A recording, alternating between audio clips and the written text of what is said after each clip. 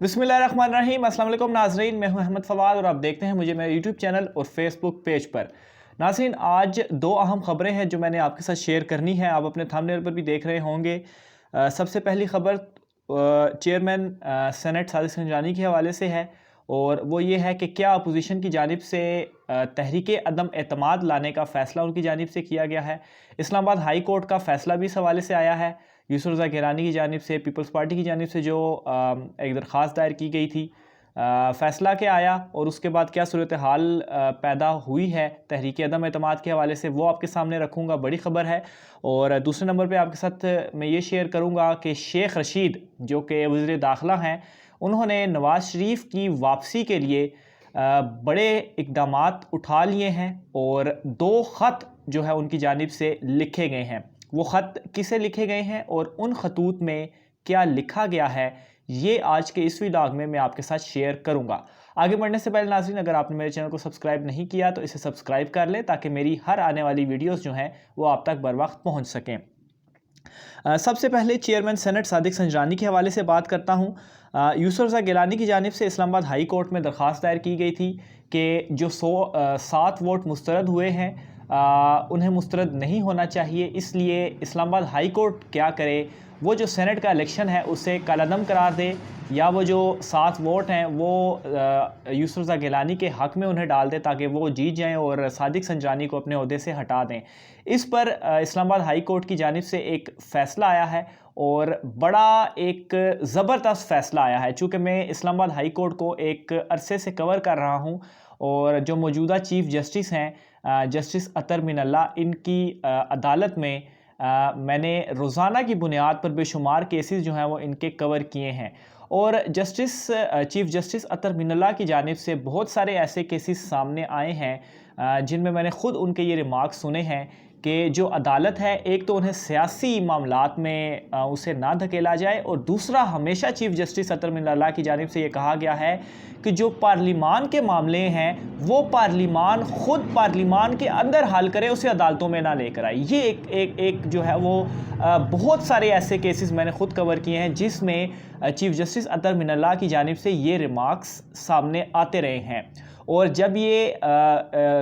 दरख्वास्त peoples party लेकर गई थी तो उस वक्त भी मेरे जहन में सिर्फ यही रिमार्क्स थे और मुझे यकीन था कि चीफ़ जस्टिस की जानिब से इस केस में भी इसी तरह का ही कुछ आएगा, क्योंकि एक अरसे से मैं उन चीज़ों को कवर कर रहा हूँ। फ़ैसला क्या आया? फ़ैसले में तो सबसे पहले चीफ़ जस्टिस की जानिब से ये जो दरख्वास्त थी इसे नाकाबिल समात करार दे दिया। पहले ही मरहले में कहा कि ये दरख्वास्त नाकाबिल समात है और इसे खारिज कर दिया। फ़ैसले में उन्होंने मज़ीद क्या वो लिखते हैं कि इस दरख्वास्त के ऊपर हम नोटिस जारी नहीं कर सकते, और जो एक आर्टिकल का उन्होंने हवाला दिया 199 जिसके तहत इख्तियार हासिल होता है और नोटिस वगैरह जारी किए जाते हैं, तो उन्होंने कहा है कि इस इख्तियार को जो है वो इस्तेमाल जो है वो नहीं जो है वो किया जा सकता।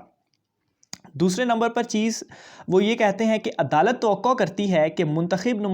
जो नुमाइंदे हैं वो पार्लिमान के वक़ार और ख़ुद मुख्तारी को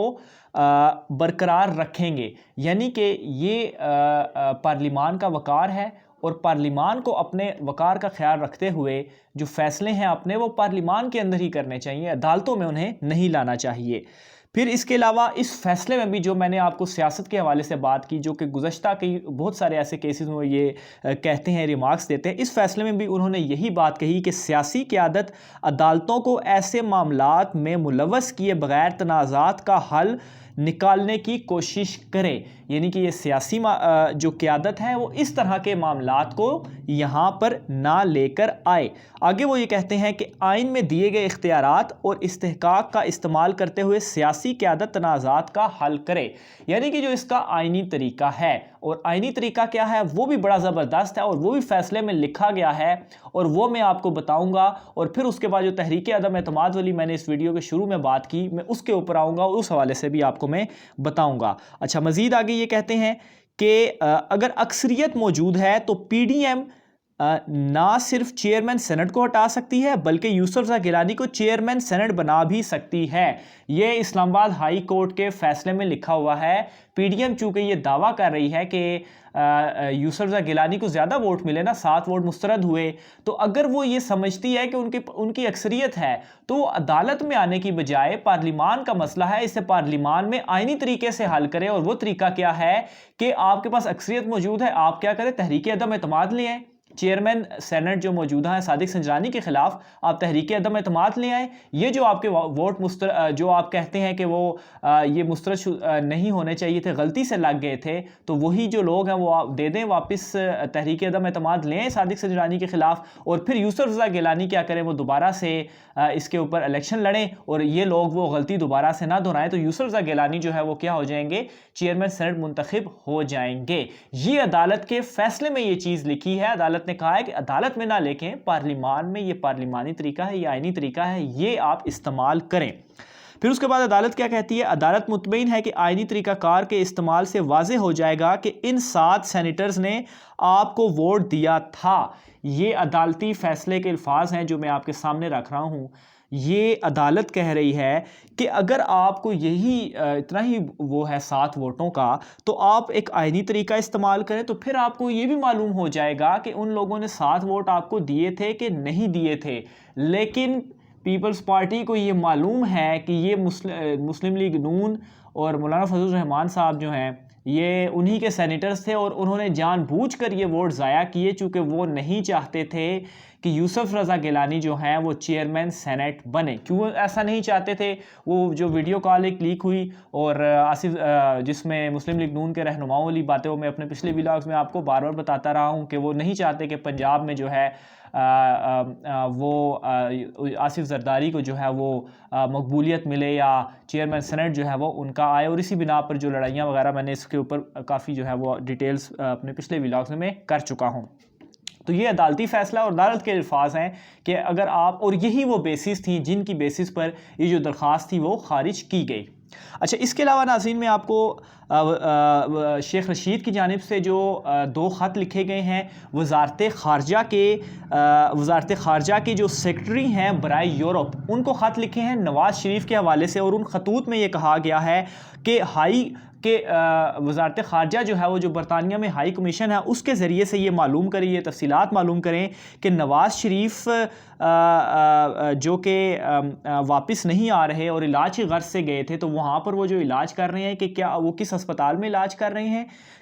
کتنا انہوں نے خرچہ ابھی تک اپنے علاج پر کیا ہے، کون کون سے ڈاکٹروں سے وہ جو ہے وہ ملے ہیں، ان کے تمام جو ہے وہ اب تک میں برطانیہ میں ہونے والے جتنے بھی ان کے علاج کے اخراجات ہیں، جتنی بھی تفصیلات ہیں، وہ جو ہے وہ فراہم کی جائیں، وہ فراہم ہوں، تاکہ ان کے پاس ایک کلیئر سٹانس ہو کہ یہ نواز شریف صاحب وہاں پر ویسے تو ہمیں پتہ ہے وہاں پر وہ علاج نہیں کروا رہے، لیکن یہ ذرا کاغذی کھاتے ہوتے ہیں، کچھ پروسیس ہوتے ہیں، انہیں فالو کرنا پڑتا ہے تاکہ اس معاملے کو آگے جو ہے وہ بڑھایا جا سکے۔ اور دوسرا جو خط شیخ رشید کی جانب سے، یعنی کہ وزارت داخلہ کی جانب سے لکھا گیا وہ یہ ہے، اس میں یہ کہا گیا ہے کہ نواز شریف نے چونکہ پاسپورٹ جو تھا ان کا وہ تو ایکسپائر ہو گیا تھا، 8 ہفتے کے لیے گئے تھے، رینیول کی درخواست تھی، تو اس کو رینیو نہ کرنے کے حوالے سے کہا گیا ہے، کیونکہ ان کی جو مدت تھی وہ ختم ہو گئی تھی، 8 ہفتے کے لیے گئے تھے، لیکن بس وہ یہاں پر ان کے پلیٹلیٹس اوپر نیچے ہو رہے تھے، تو وہاں پر اب پلیٹلیٹس اوپر نیچے نہیں ہو رہے، اور یہ بھی کہا کہ وہ عدالتوں کے مفرور مجرم ہیں، انہیں پاسپورٹ جو ہے وہ رینیو نہ کیا جائے۔ تو یہ وہ 2 اقدامات تھے جو کہ ان کی واپسی کے لیے، یہ خاص طور پر جو پہلا لیٹر تھا جس میں تفصیلات مانگی گئی ہیں، یقیناً جب یہ ریٹرن میں چیزیں آئیں گی تو اس وقت ایک مزید پی ٹی آئی کے پاس، حکومت کے پاس عدالت میں کھڑے ہونے کے لیے ایک کلیئر ثبوت ہوگا کہ یہ دیکھیں جی نواز شریف، اور یہ ریٹرن ہے پاکستانی ہائی کمیشن کی جانب سے کہ نواز شریف یہاں پر کوئی علاج کرنے کے لیے نہیں آئے، پتہ تو ہمیں بھی ہے وہاں پر علاج نہیں کر رہے، لیکن یہ پروسیس جو ہے وہ اسے کمپلیٹ کرنا ضروری ہے۔ تو ناظرین، یہ آج کی ویڈیو تھی، امید ہے آپ کو ویلاگ پسند آیا ہوگا۔ مجھے اجازت دیجیے، اللہ حافظ۔